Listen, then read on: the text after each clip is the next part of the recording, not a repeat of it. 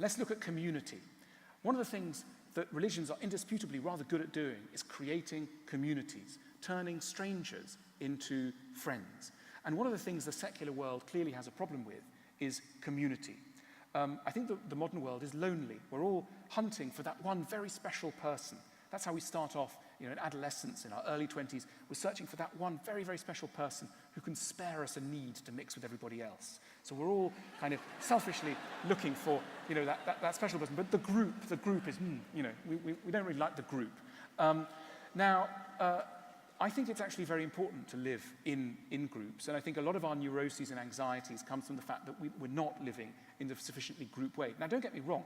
In the modern city, in Sydney, in Melbourne, in London, there are all sorts of gatherings all the time of people, like tonight and everywhere. Places where you can hang out with people. There are bars and restaurants. So for someone to come along and go, we're lonely, there's no one around, that's clearly wrong. There are lots of people. The problem is we don't talk to them, ever. Unless I perform a exercise, which could both be embarrassing and quite fun, but I don't think I will, of doing that thing that many religions do, which is asking everybody to introduce everybody to each other by turning to the left and the right, but I won't do that quite yet. We'll see how it goes. You guys are not going to get to know each other. You're just going to file out and that's it. Now, religions regularly take people into a space and they basically perform a host function. They introduce them to each other. They introduce us to each other. Now, I think below the surface, we're not as grumpy as we look. When we're walking around, we're all a bit grumpy, sort of look a bit strange.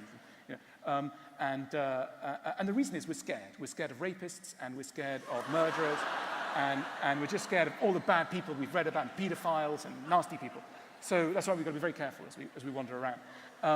But deep down, under a layer, we're actually quite friendly. Most of us are friendly. The problem is that it normally takes a flood, a fire, or a snowstorm until anyone talks to anyone else, because it's just too sort of embarrassing. Someone did say to me, look, that's just because you're in England. But I suspect it's a little bit everywhere. Anyway, so what do we need to bring out our sociability? What we need is a good host. Now, you know the host from a party, right? So, again, quite English. When you go to a typical English party with a bad host, everybody's standing like this, looking quite glum, sheepishly with their drink, and it's all quite stiff and quite awkward. But if there's a good host, they'll go, look, you meet so-and-so, you meet so-and-so, you talk to so-and-so, and suddenly the party is going. Now, writ large, without any disrespect, religions are hosts in their societies. They introduce people, they bring people in a room, and they say, it is safe to talk to people here. It's a very basic thing.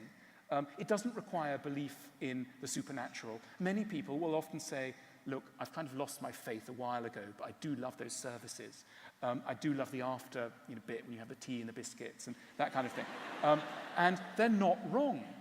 Why are they like this? Because there's not much else going on. So some people say, well, what about the football club or the swimming club or the pub? And the problem is that not everybody likes swimming or football or anything else. That we don't all belong to these specialized hobby groups. The modern world has hobby groups, whereas religions have communities. And the difference between a hobby group and a community is that in a community, a group of people are gathered who have, in a sense, nothing in common with each other.